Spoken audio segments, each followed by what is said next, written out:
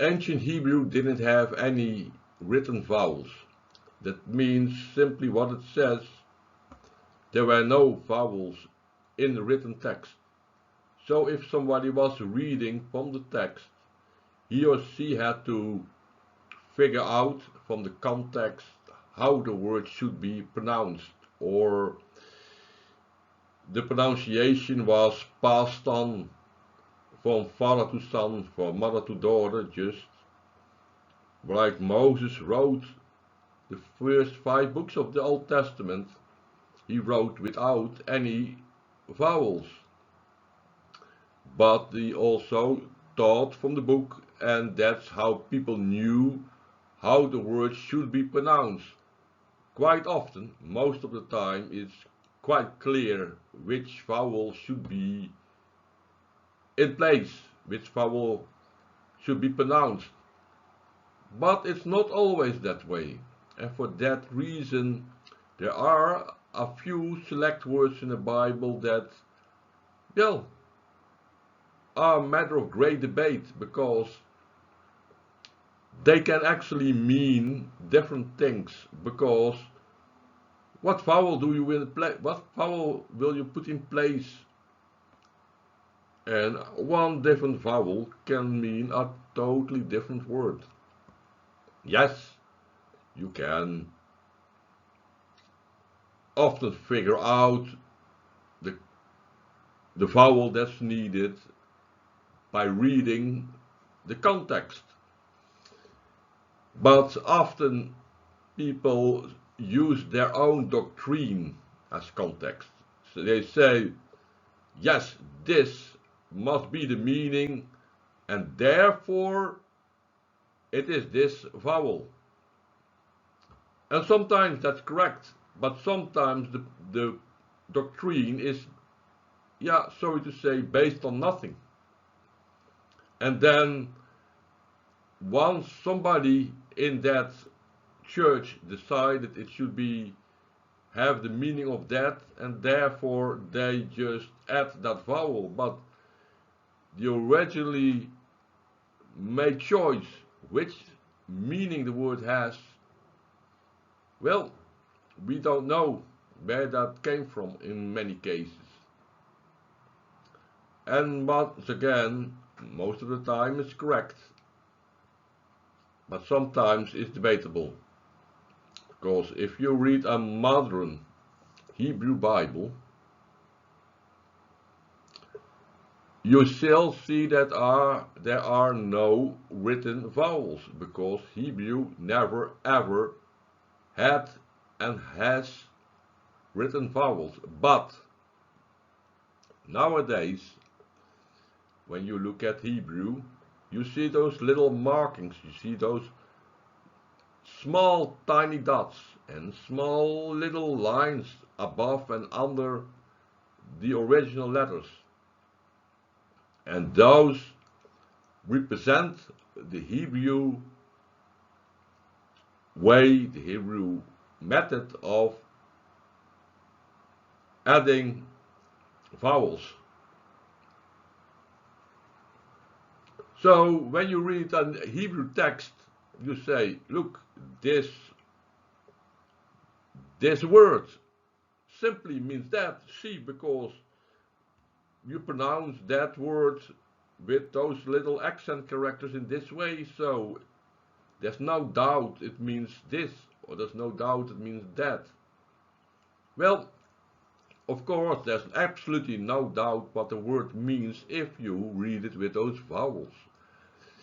But the point here is that Moses and all other Old Testament writers wrote inspired text without vowels. And even in the time of Jesus, there were still no vowels. Vowels are something much later, from much later in time. And then the question is, did the people who added those vowels added them all correctly? Were they inspired, or did they just make a mistake? One mistake, two mistakes, no mistake, 10 mistakes. And the point here is some things can be figured out, because if you have a certain word that occurs like 100 times in the whole Bible, or even more, then you see that word in many verses, in many contexts, and then you can just more easily figure out what the word really was, which vowel was missing, so to speak. But if that word occurs just one time or 2 times, and the context is really a little bit vague, it's just that word is just mentioned quickly, but it's not even pulled forward to the highlighted, so to speak, to make it very important, and then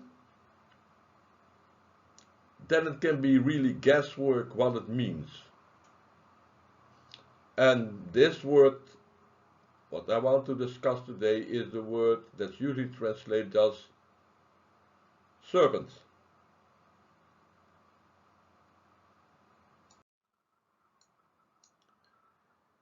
Okay, to make my point clear, I just want to show you a few examples in English. I would like to suggest that you pause this video and look at the list and study it a little bit. It won't take much time because I think it's very easy to understand. Anyway, I will pick out a few easy ones. The first one, BND.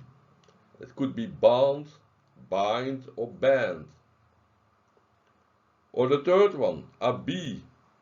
That could be bee as in the insect, or bee. So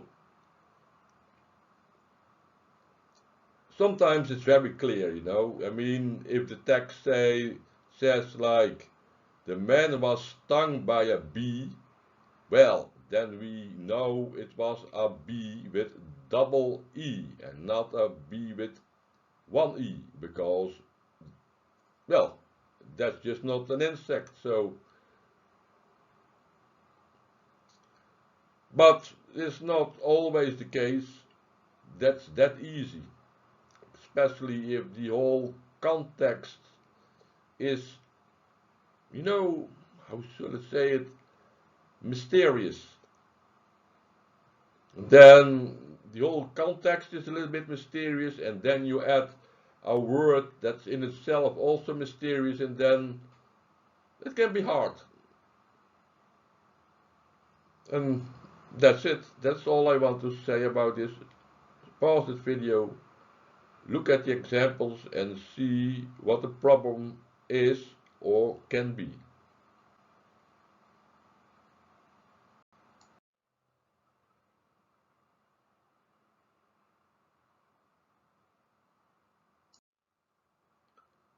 Okay, let's look at Genesis 3 verse 2, the point of this little study. And the woman said to the something, we may eat of the fruit of the trees of the garden. Depending on which vowels you use in which context, I must say, grammatical context, the meaning of the word we are looking for is totally different. It can be a diviner, a serpent, and it just can mean shiny or shiny one. So that's a whole lot of, well, not really a lot, but there are different meanings. So if you look at this, and it's just grammatically correct that it can have 3 meanings. So which was the original meaning? Which meaning did the Holy Spirit have in mind when he inspired that verse to Moses, who faithfully wrote it down without the vowels? Did God mean diviner?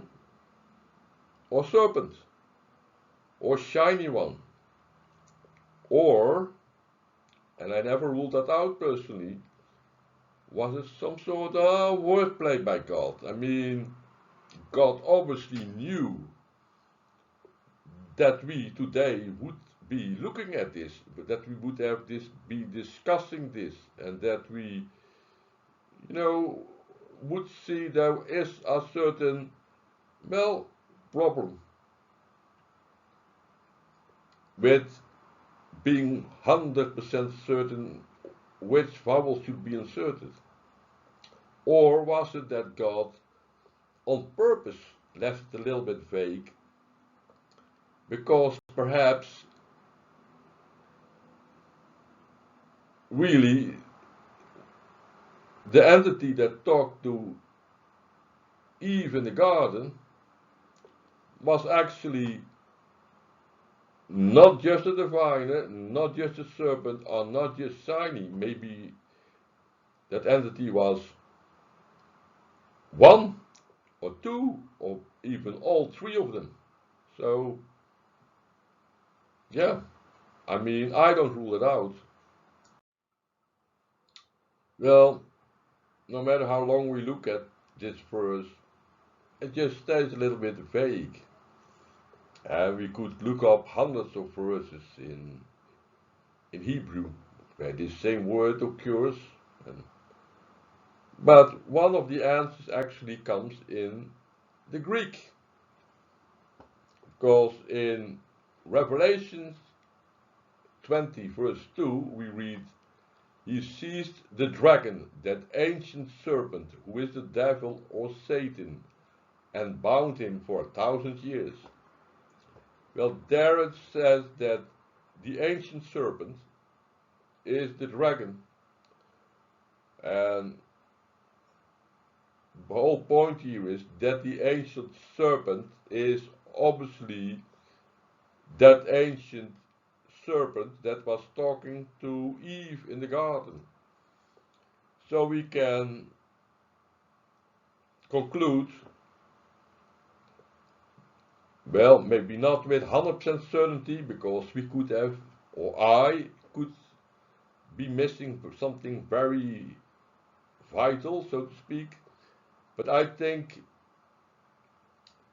that verse proves that serpent is the meaning of the word we're looking for, or at the very least is one of the meanings we're looking for. So what I'm trying to say here, for 100% sure, or let's say for 99% sure, serpent is a correct translation, but perhaps there are also other correct translations. And once again, those other translations do not replace the serpent translation. It just means, it can mean two or three things. Okay, let's quickly review the three options.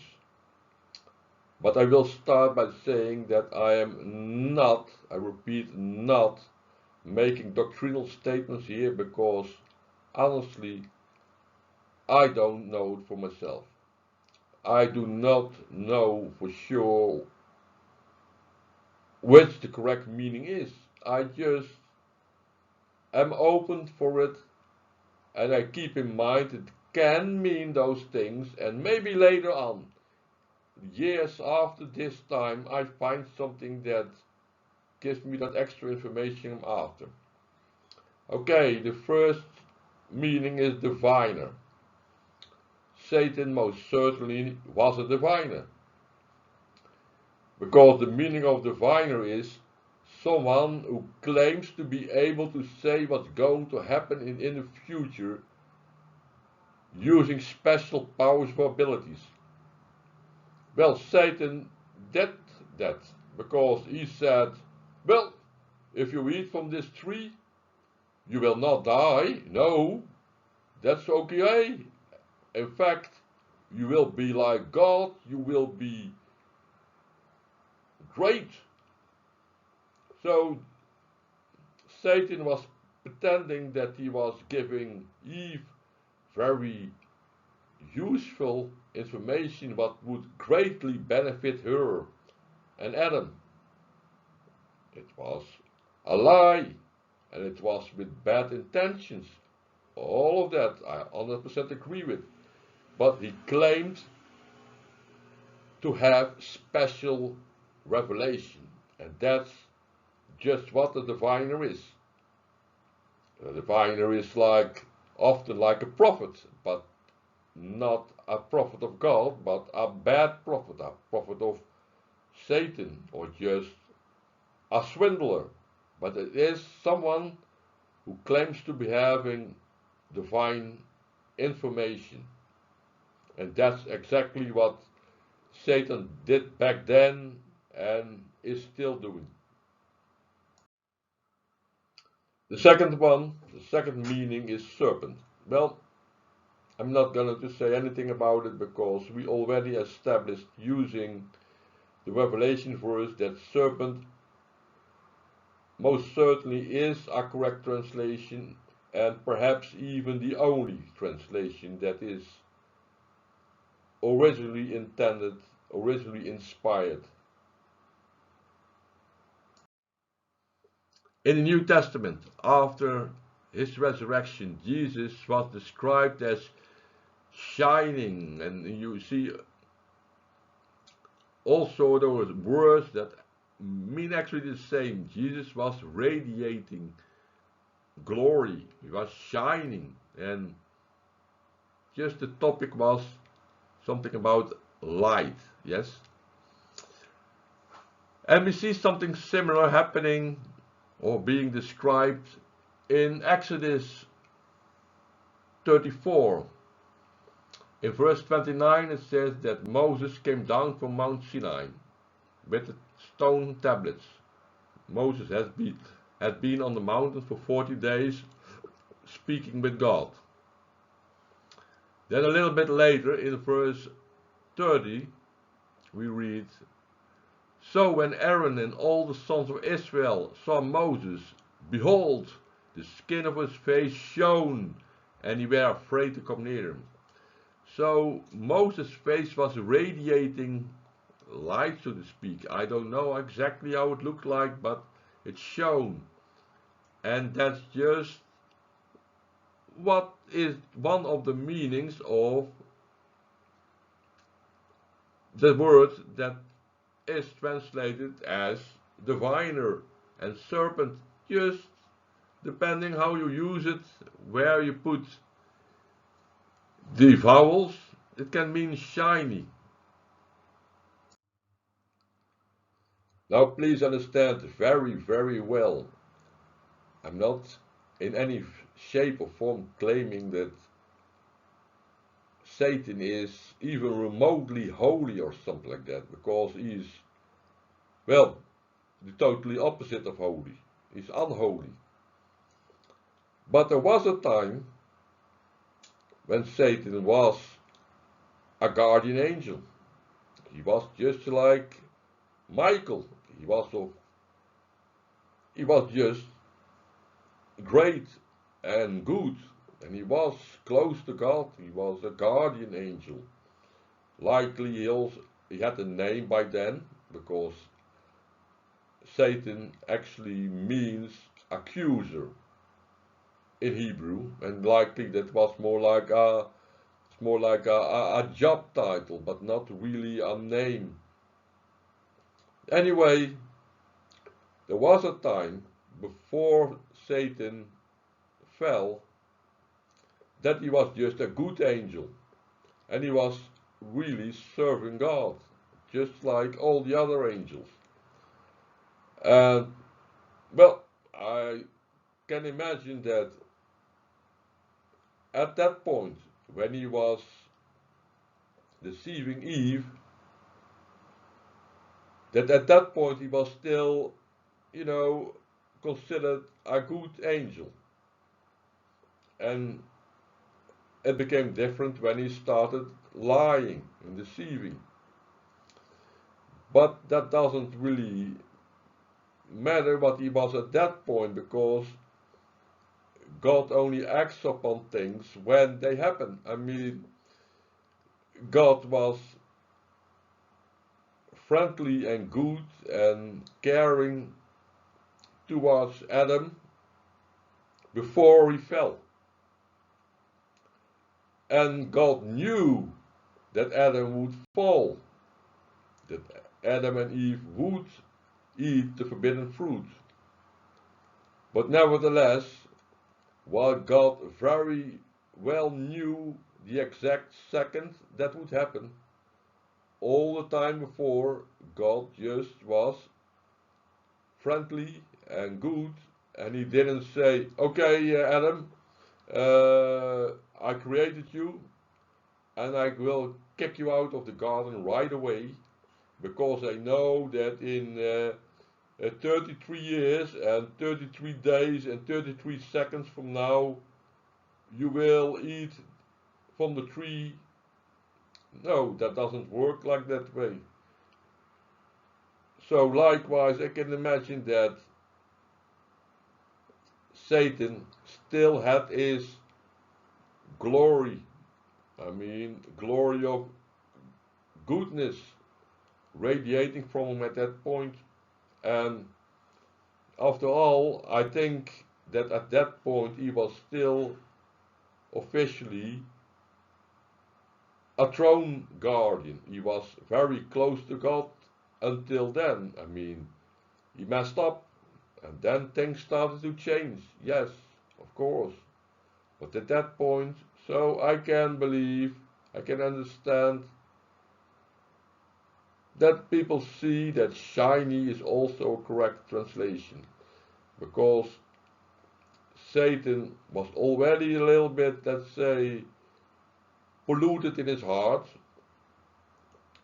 but he was not yet officially, so to speak, come out of the closet with his evil. I mean, there's always a little bit of a difference than thinking about something and actually doing it. Just like if you are plotting bank robbery or considering it is different than actually doing it. So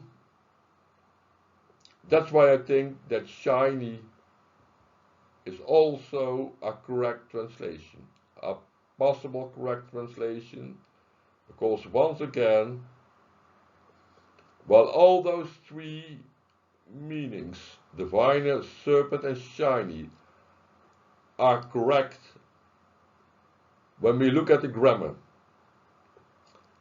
and they can also be reasoned to be correct in the whole light of scripture, what we think things mean, that's also correct. But that does not mean that God, when he inspired this verse to Moses, had all those three things in mind. Maybe God had just one, two, or all three in mind. We don't know, and I do not pretend to know. But yeah, well, this is just what I wanted to tell you, and I hope you found it at least mildly interesting. Okay, see you next time.